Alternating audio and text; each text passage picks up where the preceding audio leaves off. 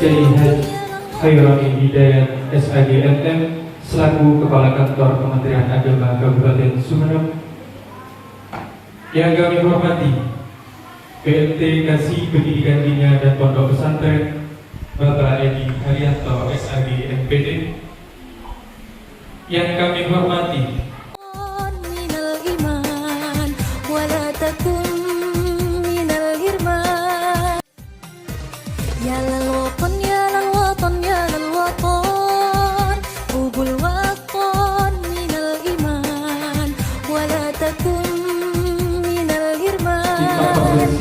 tahun 2023 akan dilaksanakan pada tanggal 5 sampai 8 bulan Juni tahun 2023. Salawat dan salam semoga tetap tercurahkan kepada Nabi kita sallallahu alaihi wasallam. Indonesia bila ya lalwatan ya lalwatan ya lalwatan. Ya Rabbana alhamdulillah ya Rabbi bijalali ta'ala wassalatu wassalamu ala asyrofil anbiya'i wal mursalin sayyidina Muhammad wa ala alihi washabbihi ajma'in. Allahumma ij'al jam'ana hadza jam'an marhuma wa tafarraqana min tafarruqan ma'suma wa la taj'al fina wa la ma'ana syaqiyyan wa la mahruman wa Allahumma sallim ala jamil afas wa fi asbabi thalath wal baniyat wa fa'ala Allah bi darajat wa khtim a'malan salihin bi rahmatika arhamin. Ya Allah, ya Rabb, kami datang bersimpuh dan bersujud kepadamu. Berikanlah apa yang kami canangkan, apa yang kami rencanakan, apa yang kami niatkan merupakan sesuatu yang mendapatkan berkah dan pertolongan bagimu. Ya Allah, ya Rabb, jadikan musabaqah ini menjadi musabaqah yang bermanfaat bagi kami, bagi diri kami, bagi santri kami, bagi pondok pesantren kami, dan bagi bangsa dan negara kami. Amin ya Rabbal alamin. Rabbana zalamna anfusana wa la taghfir lana lanakunanna minal khasirin. Rabbana atina fid dunya hasanah wa fil akhirati hasanah wa qina adzabannar. Subhana rabbika rabbil izzati amma yasifun wa salamun alal mursalin walhamdulillahi rabbil alamin. Alhamdulillah pada hari ini kita bisa hadir dalam acara pelepasan keberangkatan untuk lomba musabaqah qiraatil kutub dalam keadaan sehat walafiat serta sampai dengan selamat di tempat ini. Sholawat dan salam dari kita mudah-mudahan terus tercurah kepada junjungan kita Nabi Muhammad Sallallahu Alaihi Wasallam. Para ustadz-ustadzah dan peserta yang saya hormati, di sini pelaksanaan musabaqah qiraatil kutub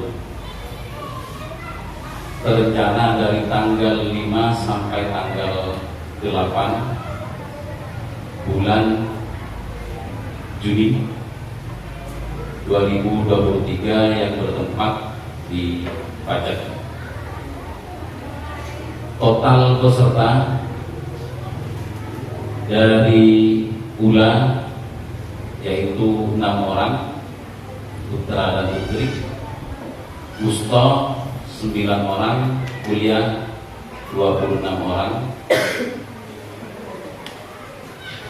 dengan pendamping jumlah peserta serta panitia yaitu sebanyak 63 orang.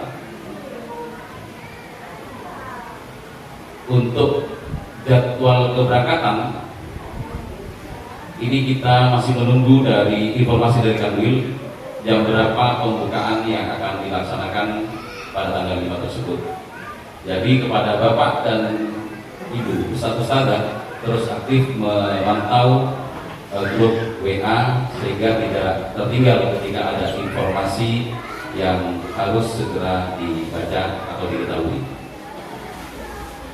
Dari 62 peserta ini kita akan membawa 4 bis dan bukan bis besar, yaitu bis elf atau tidak elf yang long, sebanyak 4 armada dan 1 untuk panitia. Jadi semuanya ada 5 rombongan yang akan kita rencanakan untuk berangkat ke Pajak. Mudah-mudahan dari rencana kita yang akan berangkat ke Pajak, baik peserta maupun pendamping, terus selalu dalam keadaan sehat walafiat. Jadi mohon kepada para ustadz dan ustadz untuk dijaga imun dari peserta atau anak didiknya atau santri-santrinya ini dijaga, biar nanti ketika tampil dalam keadaan bugar, apalagi sesuai dengan harapan kita bersama, Sumeneb bisa membawa nama baik, yaitu dengan memborong sebanyak-banyaknya kejuaraan yang akan dilombakan pada tanggal 5 sampai 8. Tentunya ini tak lepas dari harapan kita, lepas dari bagaimana niat kita, bagaimana usaha kita, baik zahir maupun batin. Zahir yaitu terus belajar, batin jangan lupa ditinggalkan untuk mohon kepada Allah, selalu meminta kepada Allah agar diberikan ketenangan dalam tempat pada saat lomba, dan juga diberikan pelajaran. Jika nantinya pada saat tanggal 5 sampai tanggal 8 yang lomba tersebut gagal, ini bukan merupakan kegagalan yang paling akhir, tapi ini adalah kesuksesan yang tertunda. Jangan patah semangat, terus tingkatkan, terus semangat untuk selalu belajar. Karena masa depan bangsa, masa depan agama ada di anak-anakku tercinta ini. Barangkali ini yang bisa disampaikan sebagai laporan, dan mohon kepada Bapak Kepala Kantor Kementerian Agama Kabupaten Sumeneb untuk bisa melepas para kafilah ini yang akan berangkat, insya Allah jadwal menyusul. Warahmatullahi wabarakatuh. Assalamualaikum warahmatullahi wabarakatuh. Bismillahirrahmanirrahim. Alhamdulillahirabbil alamin. Allahumma shalli ala sayyidina Muhammadin wa alihi wa sahbihi ajmain. Amma ba'du. Yang terhormat Bapak DLH Pelaksana Harian Kepala Seksi Pendidikan Ilmiah dan Pondok Pesantren pada Kantor Kementerian Agama Kabupaten Sumeneb, yang saya hormati rekan-rekan saya di seksi PD Kontren, yang saya kagumi dan saya banggakan para asatid dan ustazat yang menjadi pendamping peserta musabaqah qiraatul kutub, yang mudah-mudahan tetap semangat membimbing anak-anak didiknya di pondok. Yang saya banggakan adik-adik sekalian atau anak-anakku sekalian, para calon peserta musabaqah qiraatul kutub yang beberapa hari lagi akan melaksanakan perlombaan di Pondok Pesantren Amanatul Ummah di Pajak. Alhamdulillah siang hari ini kita bisa silaturahim. Beberapa asatid sudah sering ketemu dengan saya dengan baik. Alhamdulillah anak-anakku sekalian, adik-adik semuanya, para peserta, kita bisa silaturahim pada siang hari ini untuk melepas secara formal. Melepas bukan berarti setelah ini langsung berangkat, tidak. Jadi ini seremonial atau upacara pelepasan yang berarti bahwa saya yakin adik-adik semua ini sudah siap untuk mengikuti lomba, siap untuk menang dan siap untuk kalah. Menang alhamdulillah, kalah alhamdulillah. Kok kalah alhamdulillah? Iya, banyak kaitannya. Karena di mana-mana yang menang dengan yang kalah pasti lebih banyak yang dari kalah, dan pun berkecil hati, ya toleran. Tapi mudah-mudahan tetap yang terbaik untuk kalian semua. Salam salam mudah-mudahan tetap terhaturkan kehadiran baginda Rasulullah Muhammad SAW. Para asatid, para ustadzah dan adik-adik sekalian, pertama saya ingin menyampaikan dengan bangga bahwa saya dan Pak Kasih ini semuanya santri, sama seperti kalian. Kami dibesarkan di pesantren, walaupun di pesantren yang berbeda. Saya di Paiton, Pak Edi di Sukorejo. Saya Nurul Jadid, beliau Salafiyah Syafi'iyah. Artinya bahwa kami dibesarkan sama dengan kalian. Air yang kami minum, air teh sama dengan kalian. Atau mungkin lebih baik kalian karena sekarang sudah pakai minuman kayak itu ya. Favorit terong pada, terong kono pada. Minuman terfavorit air kerek pada. Tak tahu. Allah waja'alna wa auladana wa talamidana dan kepala sekolah nggak ada, tetapi kalau kiai, jangankan yang masih pondok, yang alumni juga didoakan. Nah ini yang membuat sehingga perbedaan antara pesantren dengan lembaga pendidikan yang lain. Ketika lembaga pendidikan lain ada sebuah sekolah misalnya anak itu bodoh, nilainya rendah, dipastikan dia menjadi anak yang tidak sukses. IQ-nya IQ jongkok katanya. Tetapi ketika di pesantren dia bisa jadi di pesantren dia nggak tahu apa-apa. Nulis Arab aja kesulitan. Keluar dari pesantren jadi kiai. Banyak apa enggak? Banyak. Karena apa? Karena barokah tadi. Pendidikan tidak terputus ketika kalian ada di pondok. Doa kiai tidak terputus ketika kalian keluar dari pondok. Doa kiai tetap. Itu yang kemudian menyebabkan keberhasilan pendidikan dalam arti nilai yang tinggi itu tidak menjamin nanti berhasil juga di masyarakat. Ada yang pinter di pondok, tukang azan, tukang ilmu, wah hebat pokoknya. Begitu keluar, tidak jadi apa-apa. Karena apa? Karena tidak dapat barokah. Ada yang tukang sapuan dulu, bahasa Arab tak bisa, apalagi bahasa Inggris, bahasa rekapel. Tapi begitu keluar, punya pesantren besar. Apa yang membedakan? Apakah nilai? Bukan. Yang membedakan adalah bang. Mudah-mudahan kalian semua barokah ya.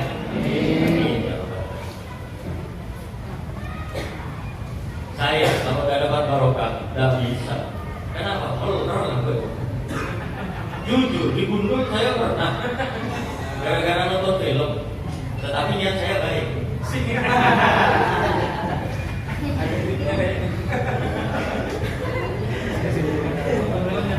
Niat saya itu mencegah santri tidak nonton film, kontrol kekerasan waktu. Alhamdulillah santri tidak ada yang nonton film di situ, karena tolak-tolak tidak ada yang nonton, saya masuk sendiri. Ternyata Panglima Jenderal yang datang kontrol juga. Ya akhirnya dulu makan dulu. Yang kontrol akhirnya dikontrol. Tapi yang penting niat saya baik. Ya itu sedikit cerita. Jadi itu ada di sekalian, jangan patah semangat. Karena pendidikan kalian di pesantren, saya yakin sudah pilihan yang tepat dan tidak ada pendidikan yang lebih baik daripada pendidikan pesantren. Setuju ya? Harus setuju, karena mau. Kemudian yang kedua, saya ucapkan selamat juga adik-adik ini terpilih menjadi peserta Musabaqah Tilawatul Qur'an. Yang paling rendah kitabnya kita apa?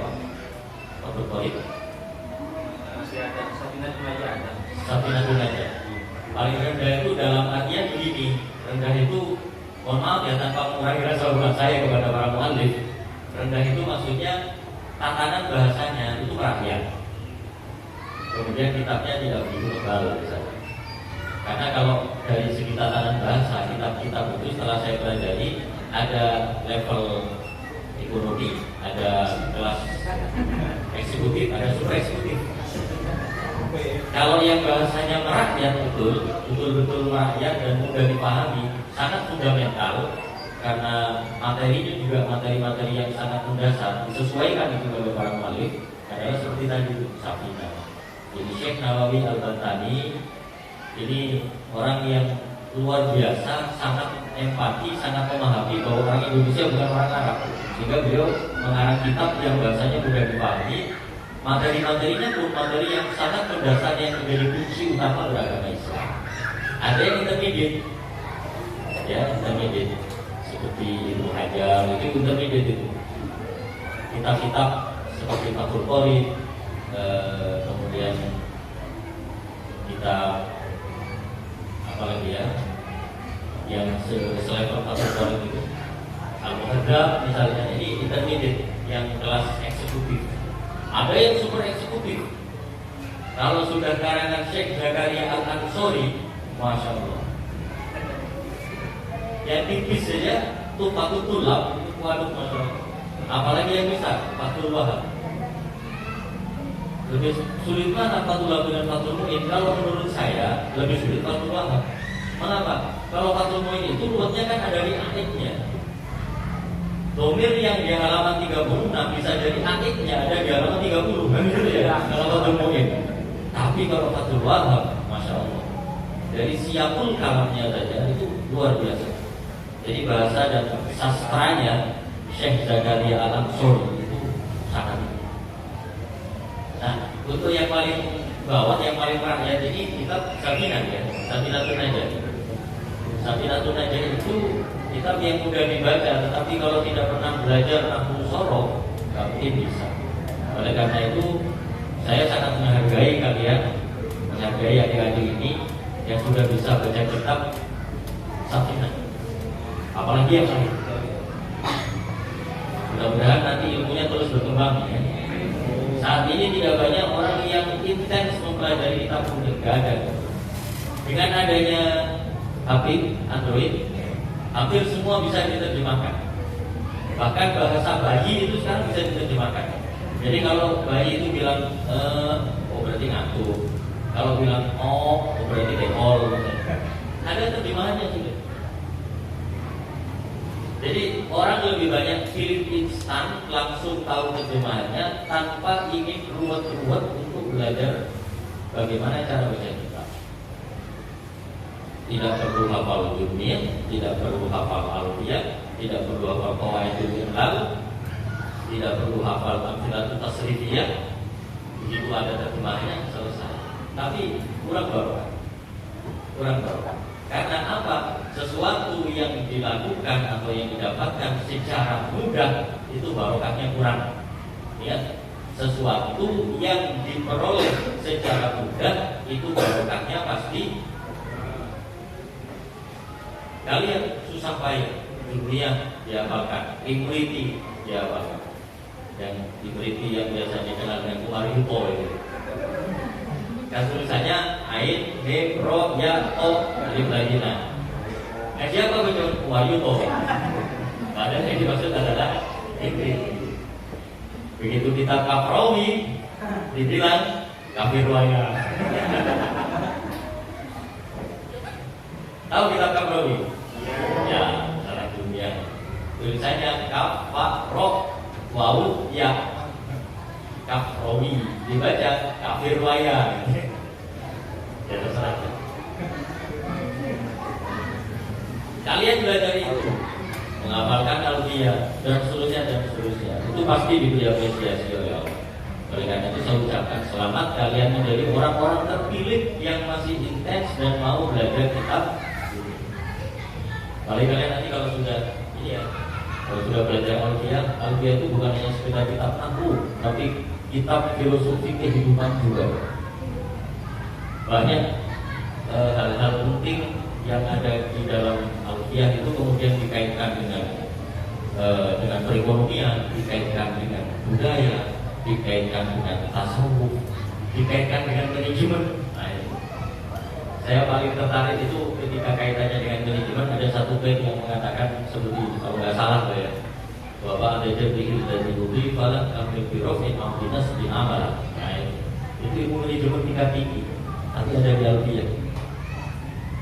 Kalau kepala depan anak teknologi yang nggak tahu gitu.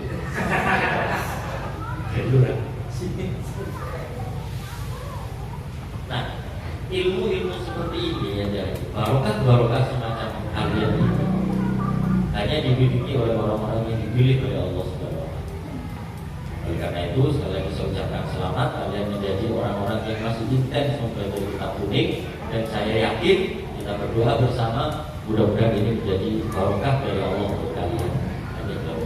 Yang terakhir, saya titip nanti ketika ada di Pajar, titip nama baik Sumenep ya. Jadi jodoh produksi belum. Nanti pas mau masuk ke aula, sandal dilepas. Karena nih Sumenep waduh primitif, jangan.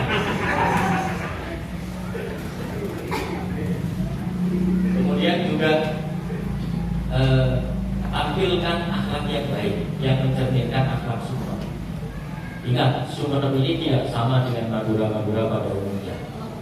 Tapi ternyata ketika saya di Sumenep, ternyata Sumenep itu justru lebih halus daripada Jawa. Titip ini kalian jaga dan cerminkan pada perilaku kalian ketika nanti dibaca. Sanggup ya? Menang kalah itu nomor sekian. Gak apa-apa, walaupun menang yang penting banyak ya. Yang terpenting itu tadi, tampilkan akhlak yang baik, moral yang baik, yang mencerminkan bahwa Sumenep ini adalah kota yang berperadaban tinggi, sehingga terbuka mata dunia bahwa tidak semua Madura sama. Sumenep tetap berbeda. Thank you. Jadi dua itu tadi titipan saya. Yang penting mudah-mudahan kalian nanti diberi kelancaran oleh Allah. Amin. Jadi berangkatnya walaupun masih belum pasti, kita tunggu dari Kangwin ini kapan akan diberangkatkan.